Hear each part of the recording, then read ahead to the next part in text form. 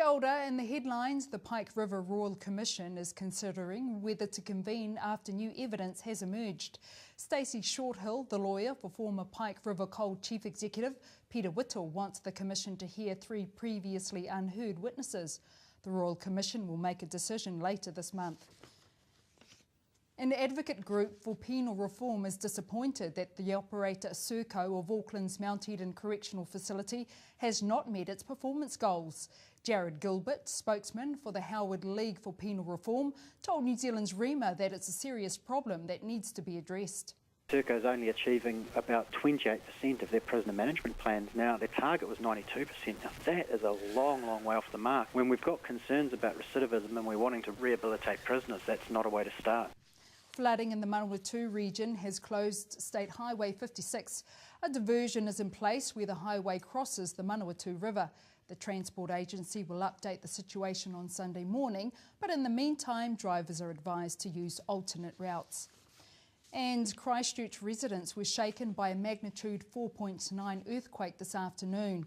It struck just before 3:30 and was located 25 kilometres west of the city at a depth of 12 kilometres. There's been no reported injuries following the quake. Things are slowly getting back to normal at Auckland Airport after a blanket of fog caused delays this morning. Air New Zealand says its regional aircraft operations are running to schedule. However, there are still delays in parts of the network. And the parents of the man who killed New Zealand teenager Emily Longley will be sentenced overnight. Lee and Anita Turner will be sentenced after being found guilty of perverting the course of justice. And newborn babies are to be enrolled with their GP at birth under new government policy. Health Minister Tony Ryle says fewer than half of newborns are enrolled with a GP at 12 weeks and even fewer at 6 weeks. GP practices will enter the baby into their patient database at the birthing unit rather than having to wait until their first doctor's appointment.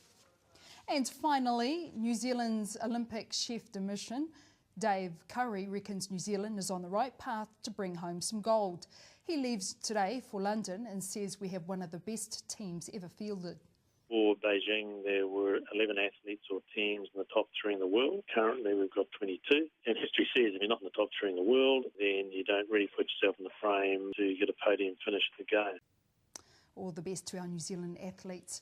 That's it from the Rima newsroom. Remember, you can catch our hourly headlines on Shine TV from 6:30 to 9:30 p.m, Monday to Friday. Nō hora mai.